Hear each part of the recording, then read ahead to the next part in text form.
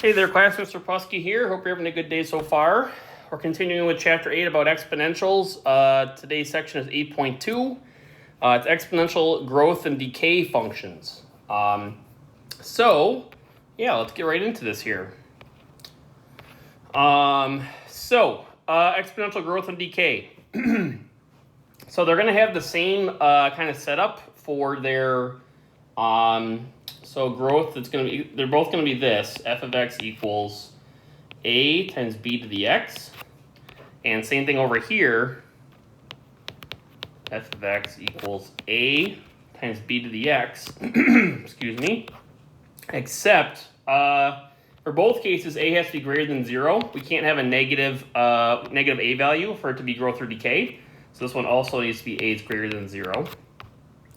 But where it changes is what b is going to be equal to, okay? So for growth, b is going to be greater than 1. So you could have like 2 or 5 or 100, something like that. And then b for decay is not going to be less than 1. It's actually going to be between 0 and 1. So you're going to have a fraction that's less than 1 between 0 and 1. So you could have 0.25. You could have, 5, 6. Anything like that would be decay. When you multiply by the 5, 6 every time, it's going to be decaying and decreasing in value, okay?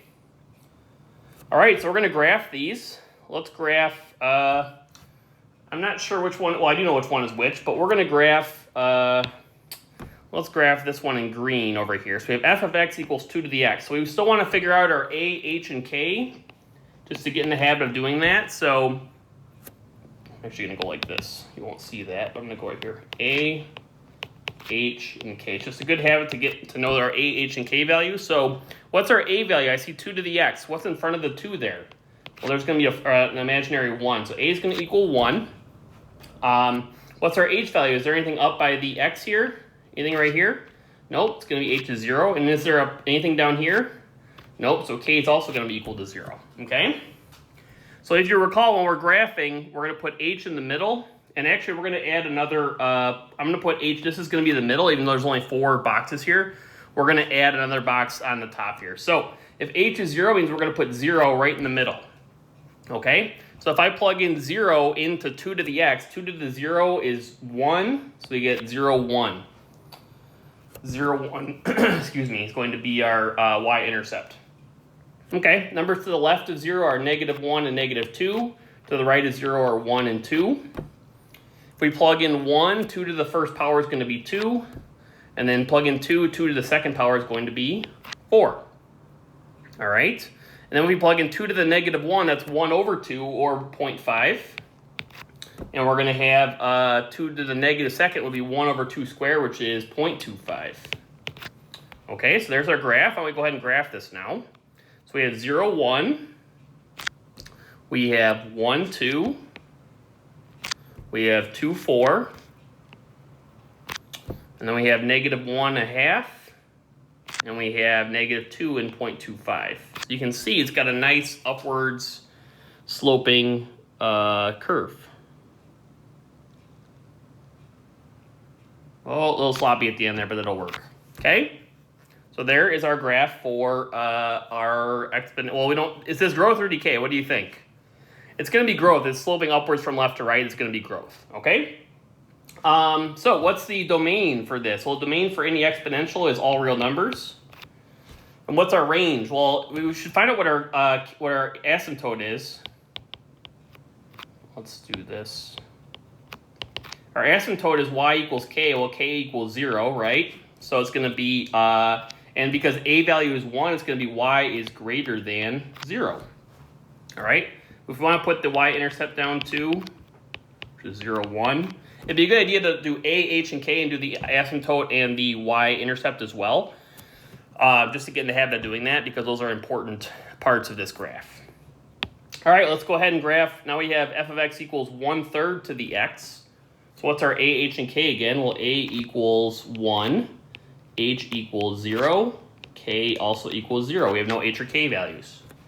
Okay, so we're going to put h in the middle. So h is 0, right? Because there's no h value. So if we plug in 0, 1/3 to the 0 is going to be 1. Then we have 1 and 2, and -1 and -2. So if we do this, 1/3 to the 1 power is 1/3, or 0.33. And then we have 1/3 to the second power is going to be 1/9, which is 0.11. And then we have 1/3 to the -1 power. You're going to flip it and get 3. And if we do 1/3 to the -2nd power, that's going to be equal to 9. Okay? All right, let's graph this now. So we have 0, 1 again, right here. We have 1.33, and we have 2.11. Then we have -1, 3.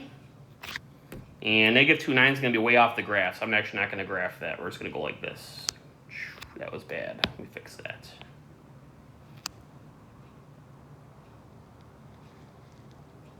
Okay?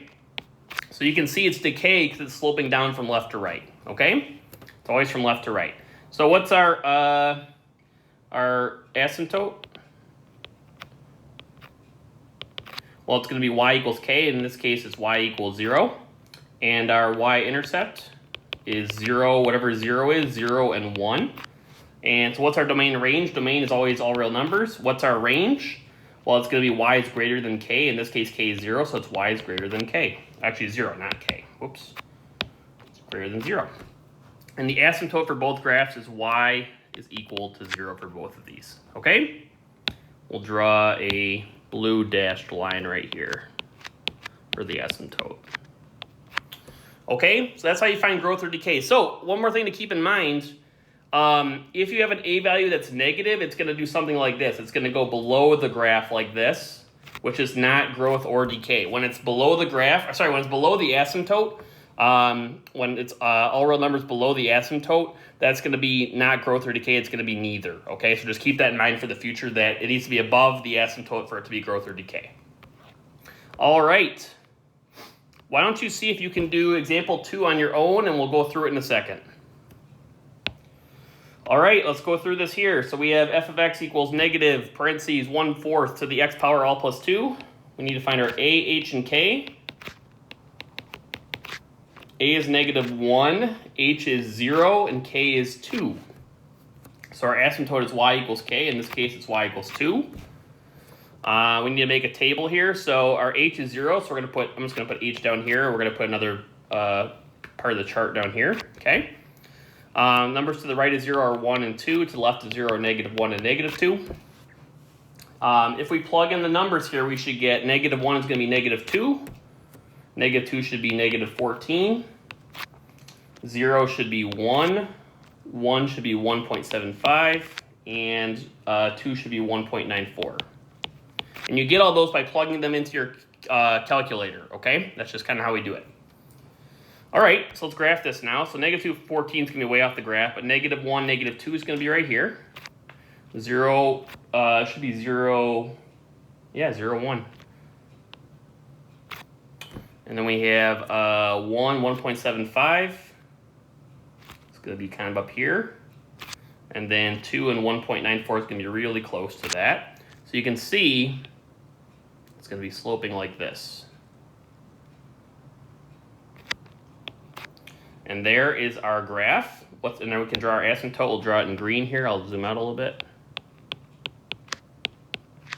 There's our asymptote, which y equals 2. You can see it matches up with the data really nicely. So what is our domain and range? Our domain is all real numbers. And our range is, in this case, a is negative, so it's not going to be y is greater than k. It's going to be y is less than k. In this case, k is 2, so it's going to be y is less than 2. And there we go. All right, let's get into some word problems now. Now this is going to be a very useful tool. We covered this in Algebra 1 a little bit, so it's going to be a little bit of a review, but it is an important idea. So hopefully this will ring some bells and will make sense. So the exponential decay model, this is used for populations, for, technology or cars losing value over time, something like that. So here's the formula. It's y equals a times 1 minus r all to the t. Growth was 1 plus r. In this case, it's 1 minus r. All right. Y is going to be our end amount. A is going to be our initial amount or starting amount. T T is going to be time in years. R is going to be our percent of decrease in this case, because we're losing value, or losing people. And then 1 minus R is going to be our decay factor. So whatever's in parentheses is the decay factor, and R, you may want to write this for R, how far from 1 it is. So R is how far from 1 it is. So if it's 0.88, the percent of decrease would be 12%, right? Because 0.88, 1 minus 0.88 equals 0.12, which equals 12%. Does that make sense? If it's 0.93, the decay factor is 0.93, that'd be a 7% decrease. If it's 0.95, that'd be a 5% decrease. If it was 0.7, it'd be a 30% decrease. Okay, so those are some more examples that hopefully make sense. Okay? All right, let's go through an example now. There are 40,000 homes in your city. Each year, 10% of the homes are expected to disconnect from septic systems and connect to our sewer system. Write an exponential decay model for the number of homes that still use septic systems. All right, so I like to just label what we know here in the problem. So we have A is our initial value. What's the amount of homes that we started with?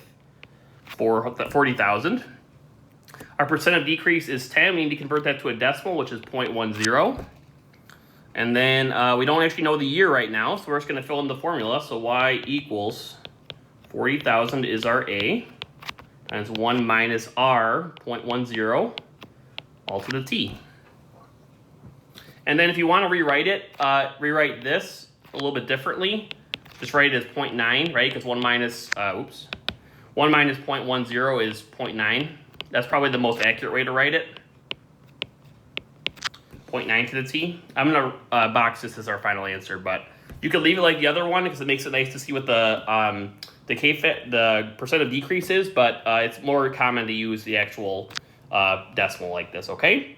And it says estimate the number of homes using septic systems after 5 years. We're going to plug in 5 years into that formula. So we got 40,000 times 0.9 all to the 5. And if you plug that into your formula, using your calculator, you should get approximately, and I said approximately because there's a decimal, and you're not going to have 0.6 homes or whatever. So you should get 20,620 homes. And does that number make sense? You want to use your number sense here a little bit. If we're talking about how many homes still use septic systems, and we're disconnecting 10% of septic systems each year, doesn't it make sense we're going to have fewer homes on septic systems? It does. You want to think that through a little bit when you're going through these problems and see if your final answer makes sense or not, okay? Thank you for watching. Have a great day, and we will talk soon.